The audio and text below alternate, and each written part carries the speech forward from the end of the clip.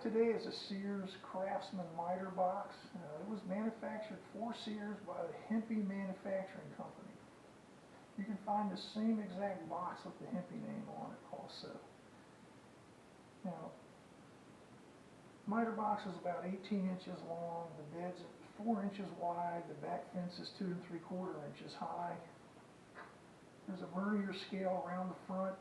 It has detents for 90 degrees, 15 degrees, 30 degrees, and 45 degrees.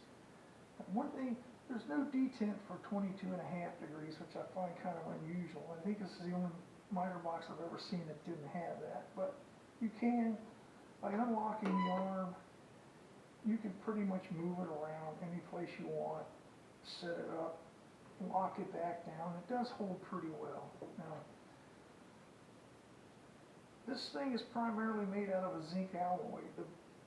The miter box itself and the arm are made out of the zinc, so you have to be mindful about setting the saw stops up where you'll saw right into it. The previous owner had, had made some cuts into it. Now, it has work stops and holding devices on both ends, which, they work, I guess. Not a big fan of them.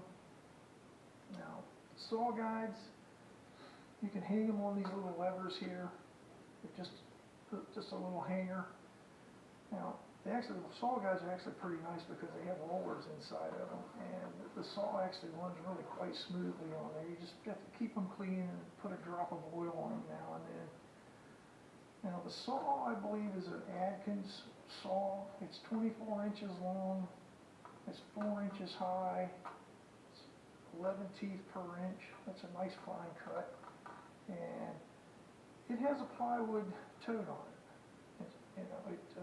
Something I guess they did to save money, cut costs. But there you go. Sears Craftsman miter box.